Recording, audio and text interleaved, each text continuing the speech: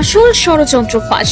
লাইভে এসে কেঁদে কেঁদে ক্ষমা চেয়ে একই বললেন লাল কার্ড দেওয়া সেই ভাইরাল রেফারি। দর্শক, ফুটবল ইতিহাসের সবচেয়ে কলঙ্কজনক, ন্যাক্কারজনক এবং ভয়ঙ্কর এক সত্য আজ পুরো বিশ্বের সামনে উন্মোচিত হলো। 2026 ফিফা বিশ্বকাপের ফাইনালে যে রেফারির একটি মাত্র বিতর্কিত বাঁশিতে কোটি কোটি আর্জেন্টাইন সমর্থকের হৃদয় ভেঙে চুরমার হয়ে গিয়েছিল, যে রেফারির একটি অন্যায় লাল কার্ডের কারণে ফুটবলের জাদুকর লিওনেল মেসিকে শেষ বিদায় বেলায় মাঠের মধ্যে শিশুর মতো ডুকরে কাঁদতে হয়েছিল, সেই খলনায়ক রেফারি এবার নিজেই লাইভে এসে এমন এক গা শিউরে ওঠা সত্য প্রকাশ করলেন, যা শুনে আজ ফিফার ভিত পর্যন্ত কেঁপে উঠেছে। সুইজারল্যান্ডে অবস্থিত ফিফার সদর দপ্তর থেকে শুরু করে বুয়েন্স আইরেসের রাজপথ, সবখানে আজ যেন এক তীব্র ভূমিকম্প আঘাত হেনেছে। ম্যাচ শেষে চারিদিকে যখন তাকে নিয়ে সমালোচনার বিশাল ঝড় বইছে, যখন বিশ্বজুড়ে তাকে ফুটবল হত্যার দায়ে অভিযুক্ত করা হচ্ছে, ঠিক তখনই চরম অপরাধবোধ এবং মানসিক যন্ত্রণায় ভুগে সামাজিক যোগাযোগ মাধ্যমে লাইভে আসেন এই বিতর্কিত রেফারি।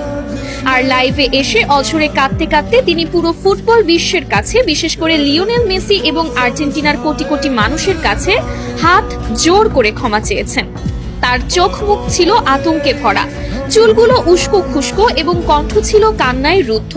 তিনি যা বলেছেন তা কোনো সাধারণ ভুল বা আক্ষেপ নয়, বরং এটি ফুটবল ইতিহাসের সবচেয়ে বড়, সবচেয়ে ঘৃণ্য এক দুর্নীতির পরিষ্কার স্বীকারোক্তি।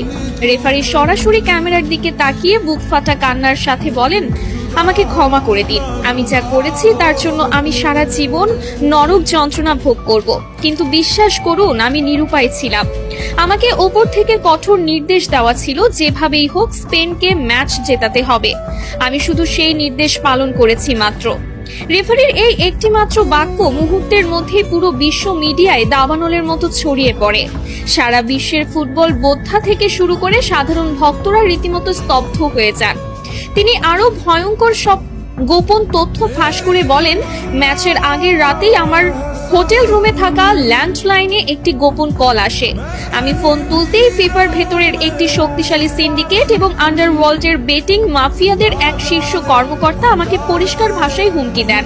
তিনি বলেন, যদি স্পেন এই ম্যাচ না জেতে তবে আমার রেফারিং ক্যারিয়ার চিরতরে শেষ করে দেওয়া হবে।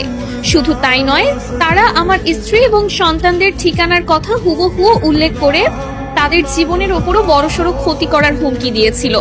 আমাকে পরিষ্কার ভাষায় বলা হয়েছিল, যদি তুমি কাল মাঠে আমাদের কথা মতো কাজ না করো তবে তোমার পরিবারের লাশও কেউ খুঁজে পাবে না।